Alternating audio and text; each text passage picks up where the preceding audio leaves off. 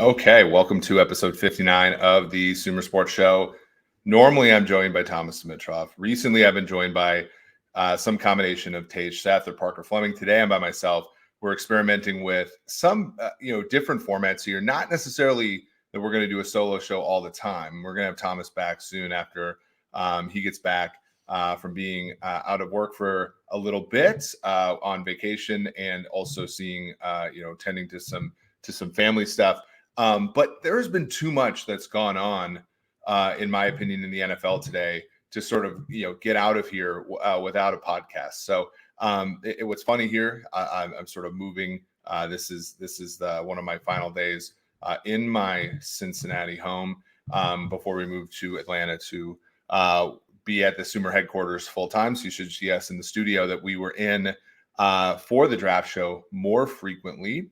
But we have some really interesting news, of course, right? We have DeAndre Hopkins gets released by the Arizona Cardinals. As we want to do here at Sumer Sports, we were quite prescient about this. We have an article on the website from April 18th. Why hasn't DeAndre Hopkins been traded yet? There were a number of reasons for him not being moved, either before the draft or even before he was released. I mean, he had a $19 million cap hit, as well as a sort of $14.5 million cap hit the following year. There aren't even that many teams, and you have to be cap compliant before you make a trade. And a lot of these teams, when they want to make a trade, will have to make, and teams that are going to sign him are going to have to do this as well. They have to make cap space through means, and almost all of those means, whether that be a contract restructure or, for example, in the case of Kansas City, a contract extension of somebody like Chris Jones, that requires upfront money. A contract extension is going to give rise to bonuses like signing bonuses and roster bonuses and things like that. The signing bonuses, you can prorate them cap wise, right? You can make them cost, 1/5 if it's a 5-year deal over the course of each of those 5 years. But ownership has to pay that out. And so to me, that makes it really tough. And, if the Cardinals were looking for a day 2 pick for Hopkins, it was just simply too much to offer a day 2 pick itself worth, on the order of $10 million a year in value, and then surrendering $33 million to Hopkins, or something that would require ownership approval there. So that that is the reason that he's been released. The Cardinals release him before June 1. We have an article coming out on Tuesday at sumersports.com, which, by the way, firstly, we thank you all for coming and commenting here on the side here. Thank you all for coming. By the way, Sumer Sports on Twitter, Sumer Sports on YouTube, and anywhere you get your podcast, subscribe, rate, and review. We really appreciate your thoughts there. For a team to acquire him, it's going to require resources, and for a player who's let's say this is declining. He caught 2 passes against man coverage, which we'll talk about a little later, over the course of the last 5-6 weeks of the season. And now some of that was because Kyler Murray was injured. But when you're the number 1 receiver for a team, it doesn't really matter who your quarterback is. You have to be a little bit more productive than that against man coverage. So we have seen a little bit of a decline in his play. And he's not necessarily the type of receiver that fits on a lot of these teams. For example, in Kansas City, like, his contested catch rate would be almost twice that of some of his contemporaries there. And so it's just like not a styles make fight situation for Kansas City, for example, to go in with him. Now, he is going to visit Detroit soon here, it sounds like, from what I'm hearing from sources. He also will garner interest. But sort of good questions here. For example, Beat the Gamer 99 saying, could DHop be a 1-year deal that's a small wide receiver money because he's essentially already being paid by Arizona to this year, ring chase and hit the free agency market? Maybe. And I think some people postulate this like an $8 to $10 million deal. I think a lot of these guys, they look at their peers and they say, what is that guy making? And if I'm better than that guy, I'm going to make that money. And there is obviously, there are situations where people do take less money. I would say that we, as the public, over-index on that outcome far more than it actually happens. When he looks across the line and sees, if he were playing, for example, for Kansas City, he looks across the line and sees Odell Beckham Jr. on a different team getting, 15 to 18 million in a contract, he's not going to be happy if he's making 8 to 10 given his stature relative to the rest of the league. Thank you here with Tage, Seth, EE, solo climbing. I did take a rock climbing class once in college, in grad school. And because of various things, I think I dropped out within the first week. But, that was that was my own, that's how close I got to solo climbing. So with Hopkins here, I think, Buffalo certainly makes sense. Kansas City, if he can make the money work, makes sense, but they don't have a ton of cap space. They also have to, extend Chris Jones. I think Detroit makes a lot of sense given Jamison Williams is missing the first 6 weeks. We don't even necessarily know if he's any good. Amon-Ra St. Brown, they lose Chark. They get Marvin Jones back, maybe a little redundant there.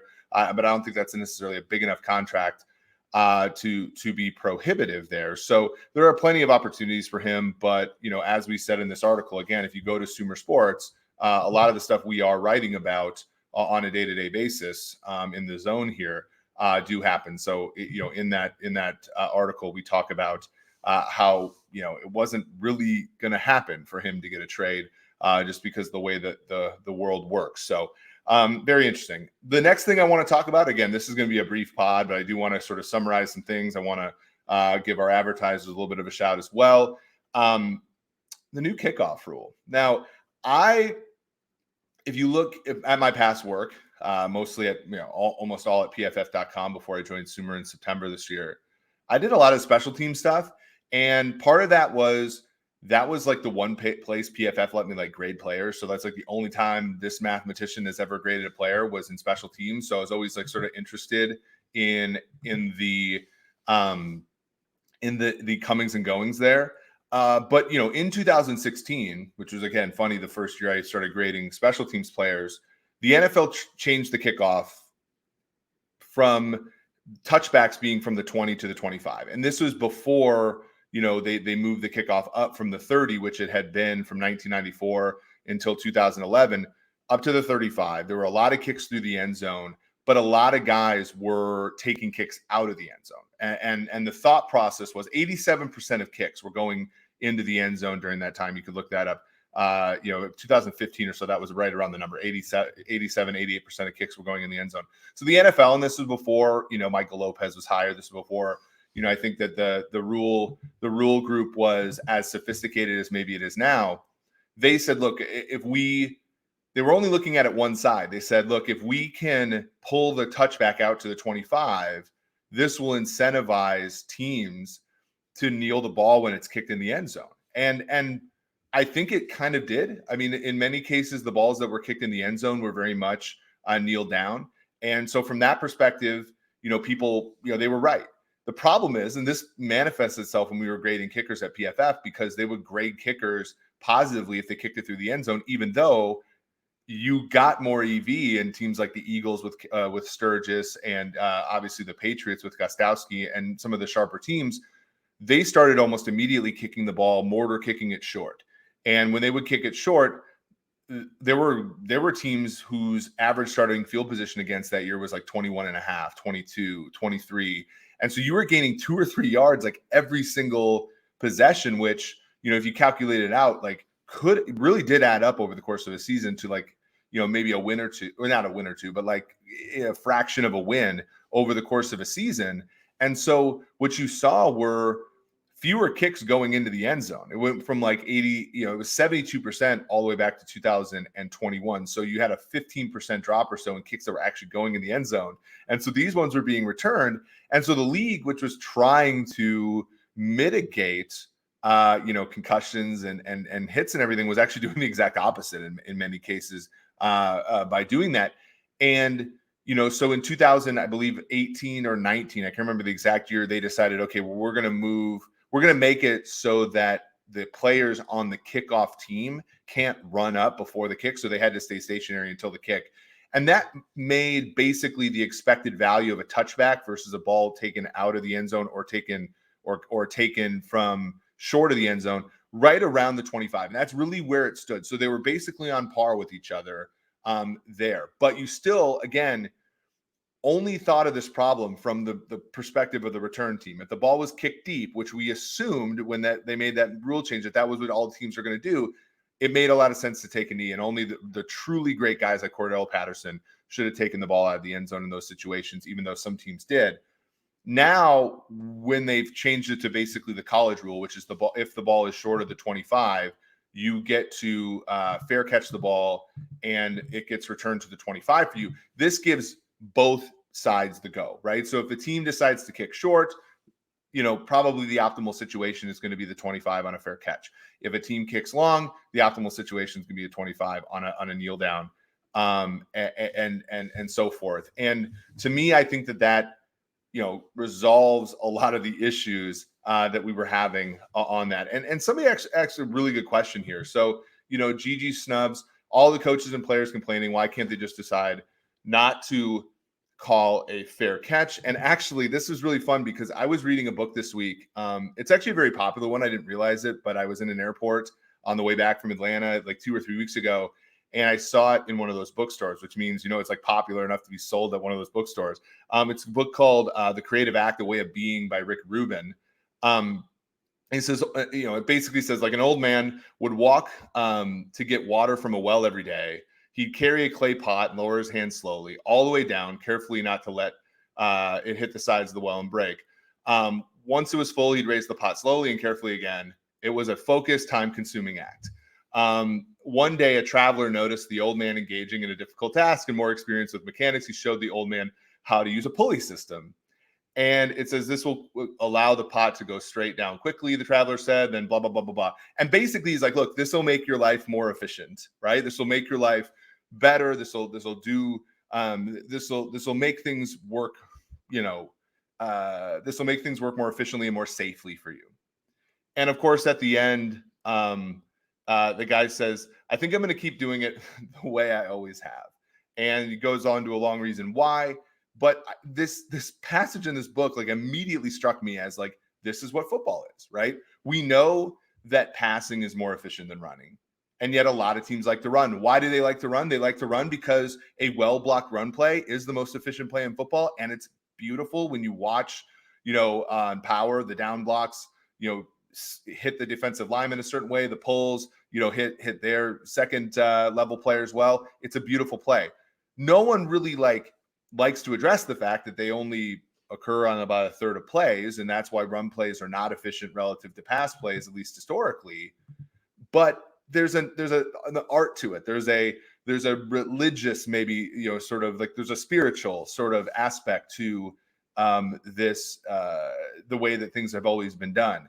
And, it's a good, lesson for people like us at Sumer Sports. It's a good lesson for obviously, and sort of anybody doing analytics and trying to make things more efficient. Like you're working with the fact that some people want to win, some people want to be more efficient, but for a lot of people, their craft is a craft, and it's an art form, and it's something that they do because they enjoy it and that kind of thing. And so when we have this question here, obviously about, players and coaches not liking this rule here from GG Snubs, I mean, of course they're not going to like it, right? Like, especially the special teams players who, have made their money, by doing this. Like, they're not going to like it. I a long time ago, I asked a team that I'm fairly close with, like, why are they taking the ball out of the end zone?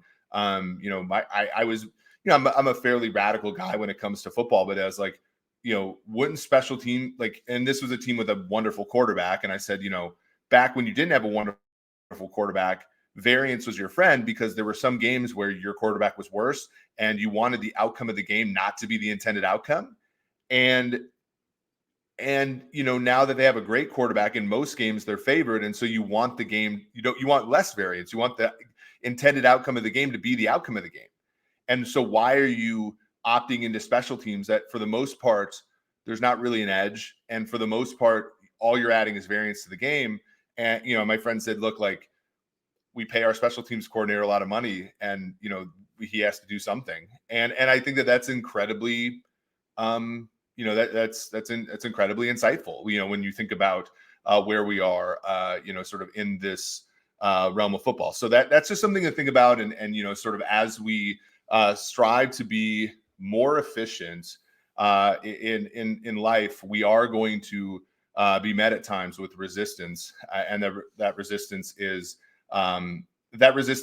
natural. And I think sometimes we as a football analytics community come off as a little bit abrasive and a little bit like, oh, this is how it should be played. When in reality, like, to me, there's very much, an artistic part of it that we have, not that we say that the art overcomes anything, but they're still wrong, right? Like if this play is not it, like, I think it's special teams this way. Special teams are not necessarily telling us who's better, right? So why are they're not necessarily an important part of the game in that regard. They're not important, but they're far less important than other things, and they lead to injuries.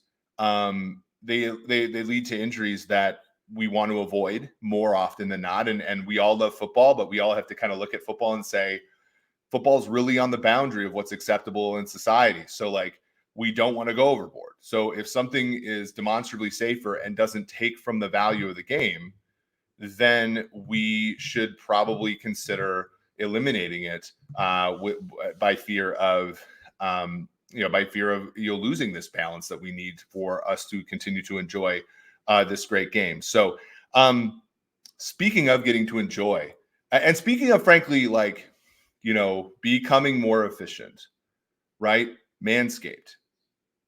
Manscaped.com. Manscaped is our first sponsor at Sumer. Look, you might have been doing things your way this entire time, and it might be an art form to you, frankly. It might be something that feels very feels right. You might be distrustful, much like coaches are distrustful of analytics and GMs are not trusting of analytics. You might be not quite trusting the efficiency and the gains that you get from Manscaped. But have no fear. This is something, as we talked about on the podcast Monday with myself and Tage, that this is a 4th generation lawnmower 4.0 that'll take care of you. That'll take care of you day in and day out, just like analytics will take care of you day in and day out. You don't have to be worried. For me, somebody who's getting older, somebody who is a little bit more long in the tooth, something like the Weed Whacker, for my nose hairs, my ear hairs, basically anything that can make me look a day older than the 37 years that I am, I want to avoid. That's my favorite one, the Weed Whacker. It's a waterproof thing, so I can use it basically wherever I want to use it. It's a great product. And with the promo code Sumer at manscaped.com, you get 20% off all the products at Sumer. Go ahead, take advantage of that. Support the show, of course, by doing so. Manscaped.com with the promo code Sumer to get you 20% off. Don't be left behind using things like scissors or whatever the heck the analogy is to the old kickoff rule. So now that we're done with that, the last thing I want to talk about, because again, this podcast can be short. I want to talk about this article that we wrote at sumersports.com this past week on wide receiver metrics. Firstly, go ahead, go there. We tremendous site activity on this, because a lot of people right now are preparing for fantasy football. They're also really looking to try to get an edge in the fantasy and betting markets. And I think one of them, it's really hard, and I want to acknowledge this. I said this in the show. It's really hard to untangle ability, right, and traits from production, because production has so many confounders in there, right? Terry McLaurin, who's the person that's on the front of that article, has played with Taylor Heineke, Dwayne Haskins, RIP. Case Keenum, I want to say, Ryan Fitzpatrick, and Carson Wentz. Like, he, by definition, if everything else is equal, he's going to have less production than the same player, the same caliber of player who's playing with Patrick Mahomes or Josh Allen or Joe Burrow and things like that. So you need a way to measure these players that is stable. And Matt Harmon, who made who created Reception Perception, also worked for the NFL Network, worked for Yahoo. A very good analyst and somebody who I admire greatly, just because it takes a lot of time to collect this data. And data, when it comes to people like me, like, I'm not a data collector. I tend to, analyze the data that exists. So when somebody comes around with data, I'm always going to go ahead and give it a shot. And so, a couple of years ago, I went ahead and bought his data on reception perception, because we at PFF at the time are undergoing sort of a similar thing with what we called our all coverage data, which is basically the data that measures whether or not a player, wins a coverage / receiving rep, independent of whether the ball got there. One of the secrets of the PFF system was, for the first bunch of years, there were plays where you were, graded outside of when you were targeted, but you weren't graded on all plays that you weren't targeted on. Now, PFF underwent that a while back. And what I liked with Harmon's data, because he's a one-man, well, not a one-man shop anymore. They have Derek Clausen there, who's I think a really great quarterback analyst, and James Coe, I believe. But for the most part, like, they don't have the manpower to collect this data the same way that Pro Football Focus did. But what I wanted to see was, for somebody who had collected data like this for a long time, was it going to be good? And was it an endeavor that PFF was, plowing hundreds of thousands of dollars into? Would that have been, was that a good investment? And I found out that it was. And I think that, it's pretty obvious, right? If you measure the process, right? I wrote the article a long time ago about how sacks and pressures related to each other, and how if you were a great pressure player, then you would predict sacks better than you just looked at sacks. And then we did the article with the Sloan paper with myself and Tej and Timo and Ben and Lau and all the guys at PFF. We did the article at Sloan last year, which said, if you looked at it from a tracking data perspective, the same thing's true. In any endeavor, what you're trying to do when you're trying to predict outcomes is get yourself as close to the data on the process as possible. And Matt, to me, gave a great proof of concept. Again, we went over that data in this article called "Examining Wide Receiver Metrics" by me about 2 or 3 days ago.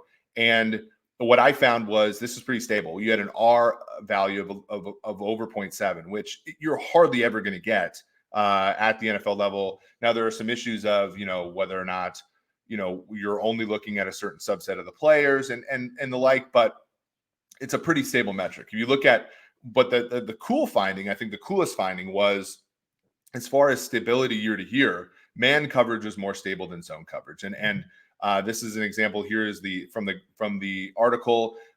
This is success rate against man coverage. So basically, did you get open against man coverage? Is stable at a rate of about 0.7 per year. So it captures almost all of the same stability as both when you have man and zone together, which I think is a really good result. And this result has been corroborated by Timo Risky at PFF. And there's actually a really fun look that somebody sent me about aging and how success in man coverage ages more quickly than success against zone coverage. So it's sort of like your fastball in a weird way, which I thought was a really good analogy, and it's really fun to draw on other sports. This is the graph for zone coverage, and what's really cool is, like, this has an R of about 0.45, which is better than all the R's for things running backs do.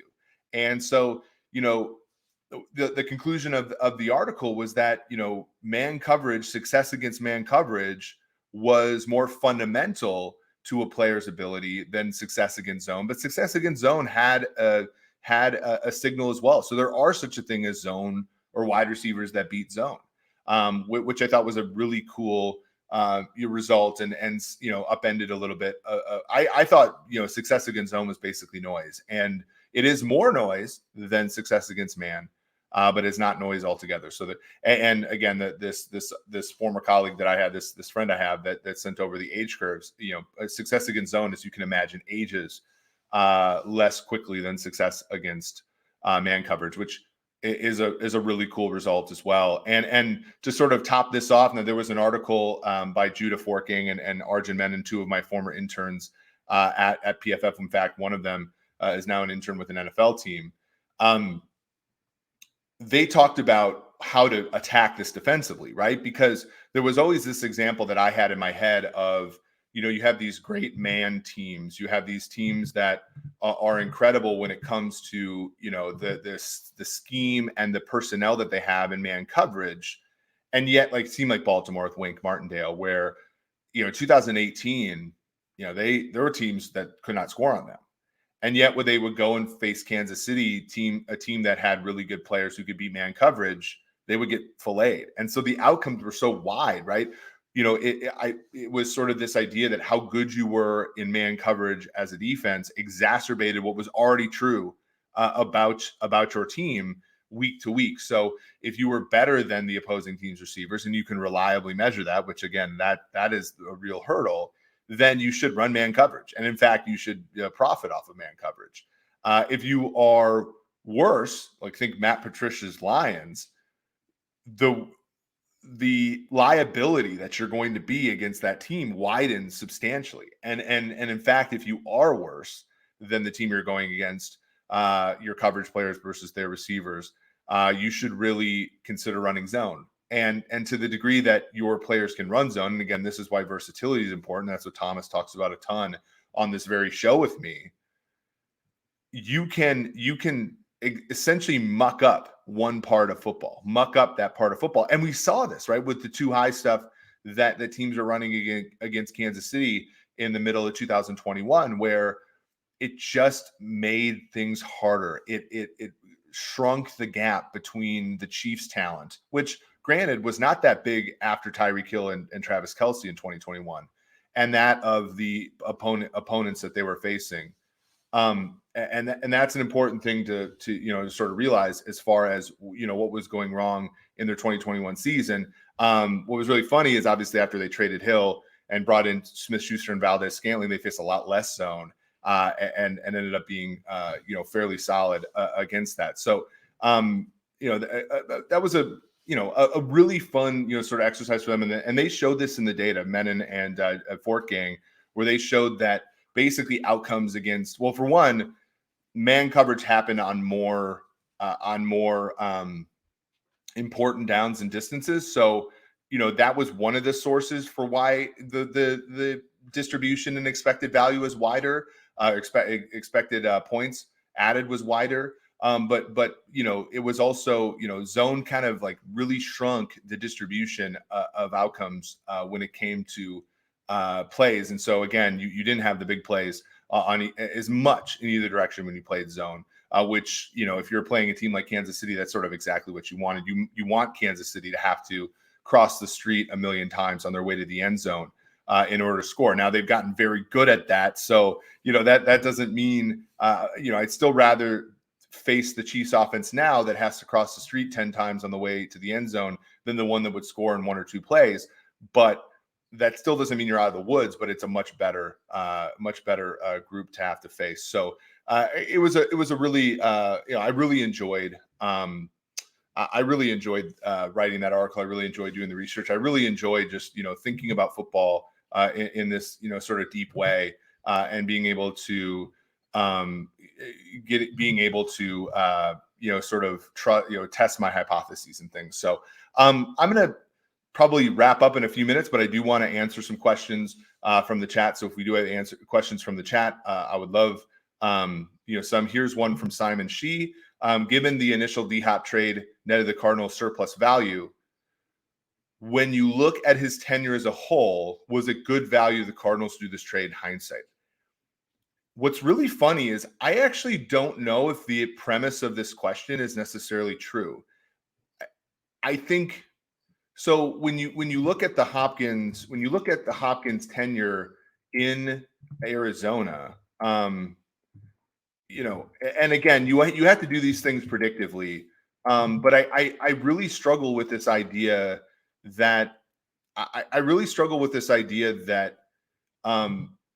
that it was a surplus value a priori, because again, it was a $27 million per year deal. Now he didn't see that entire deal, right? Where you're looking at 7 million cap number in 2020, 12 and a half in 2021, 15.7 in 2022. But now you're taking the 22 dead right now. So you add all that up for them. So again, carrying the two here. You're looking at about a $55 million a year deal. He's played 3 years with the Cardinals. You could say in year one he was top of the market kind of guy at about 30 million, but I don't think he's been worth 25 million last two. So I either predictively, but also just in sort of how it happened, I don't necessarily know if DeAndre Hopkins was actually a surplus for the Cardinals, given how it's all shaken out. Now, surplus, given that you're not necessarily going to be competitive this year, and you look at those cap numbers over the last 34 million over the last three, then yeah, he's been a surplus there. But the bill came due in the form of 22, 21 million this past year, and so I don't know if he's necessarily been a surplus. And a second round pick is still a valuable pick. So it's a good question. And they also gave up David Johnson, which we can assume is just a zero surplus player, but it's a very interesting one. I would say that that trade in history is going to be looked far more favorably in hindsight than it was looked at predictively when it happened in 2021. That's a good question though. Here's a question for Beat the Gamer. Also, why not try to aim the kick around the 25? I think a lot of people are suggesting that teams are going to do squib kicks that can't be fair caught, and then they're going to tackle. I would say I'd be skeptical that a squib kick is actually something that teams can tackle inside the 25.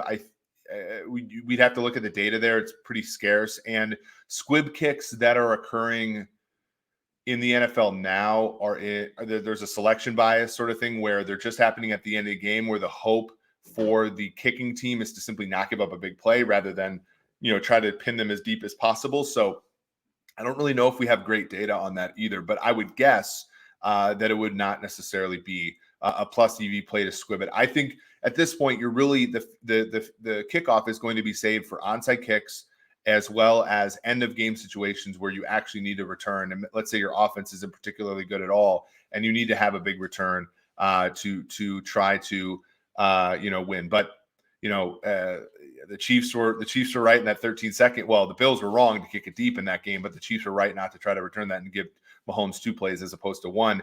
Like it's even questionable to me whether or not teams will want to return now in end of game situations. So you might just see like almost every drive start at the 25 now.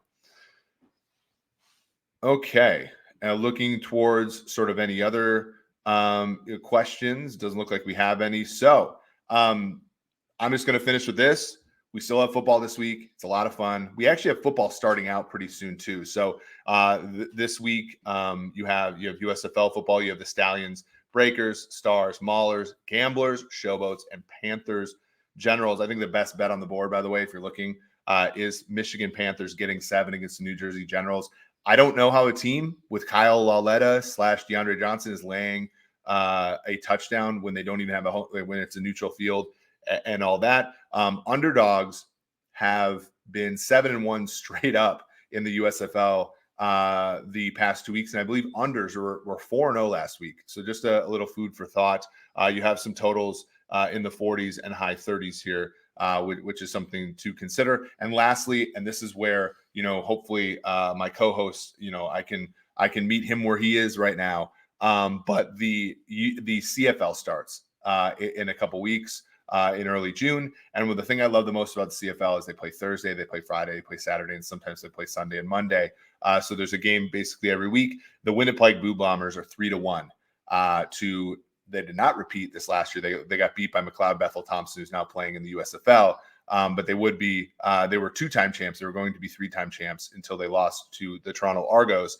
Argos are 11-2. The BC Lions are plus 425. So those are the favorites in the CFL. I will try to sneak in a CFL reference in every single podcast I'm in from here out, which I know will be the love language of one Parker Fleming, who's hosted the show as well. So again, manscaped.com, Sumer as the promo code. Go ahead and get yourself 20% off. Thank you all for coming to this sort of short podcast. We're kind of trying this out on Friday with league news and beating the sort of Friday news dump. So thank you all for coming, and We really do appreciate you. And like I said, subscribe, rate, and review. Tell one person about this show, because when it becomes big, you want to be able to say, I was there first.